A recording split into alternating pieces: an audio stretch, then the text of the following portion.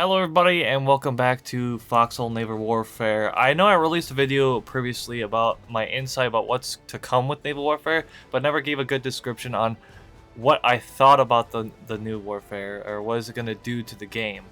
Now, what do I think it's going to do to the game?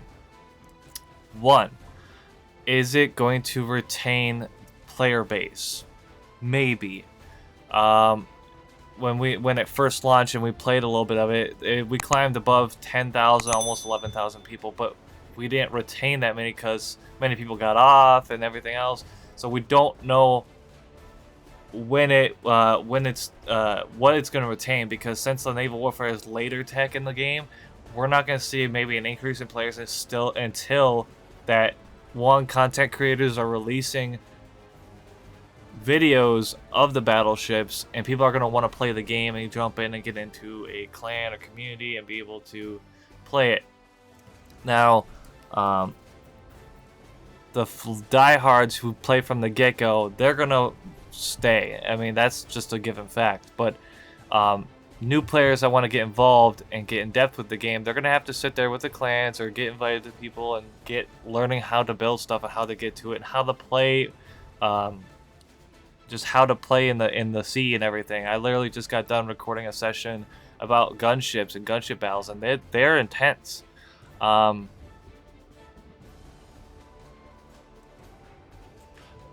also they have to remember though is the grinding that they do, and they have to for the backlines for destroyer submarines. Now I know it's cheaper to make a submarine than it is a destroyer, and they don't have a submarine and we don't have a destroyer. I mean, us wardens.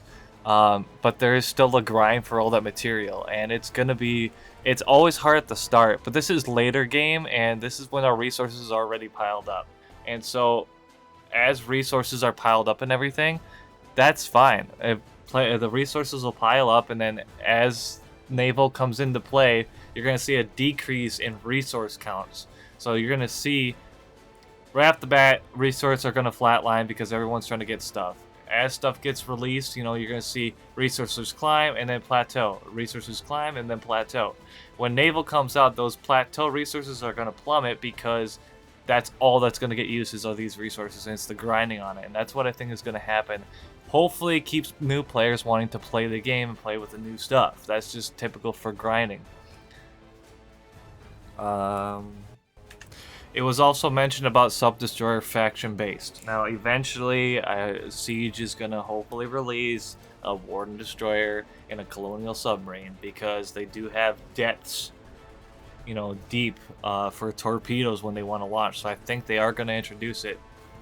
But what I think is going to happen, since people are like, oh, it's not fair because destroyers are going to lay mines, it's not going to be fair for the submarines because submarines aren't going to be able to engage, mines are going to kill people while they're offline.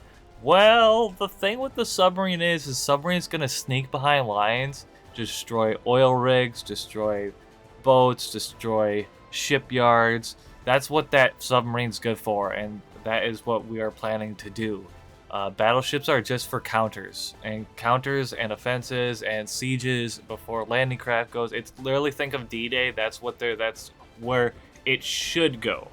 And hopefully that's how it plays out, because that'd be really cool, good content, and good gameplay. Now, as I wrap this up here, I think that this introduces a whole nother level to the game, and I think a lot of new players are going to come on, and a lot of new people are going to wanting to play.